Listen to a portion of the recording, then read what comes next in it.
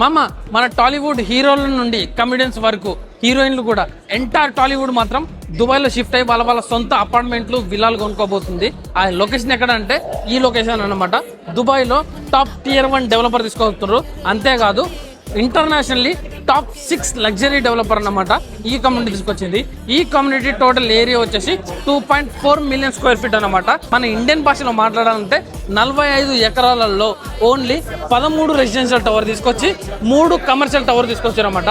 ఈ 13 residential tower లో మనకి ఫస్ట్ ఫేజ్ 3 టవర్ లాంచ్ అయినాయి. ఇందులో టోటల్ వచ్చేసి 40 మిలియన్ స్క్వేర్ ఫీట్ ఉందన్నమాట. ఇందులో స్కూల్, మాల్, హాస్పిటల్ ప్రతి ఒక్కటి మీ లోపలనే ఉంటాయి అన్నమాట. కమ్యూనిటీ లోపల ఇందులో గ్రీనరీ మనకి ఎక్కువగా చూసినట్టు అవకాశం ఉంటుందన్నమాట.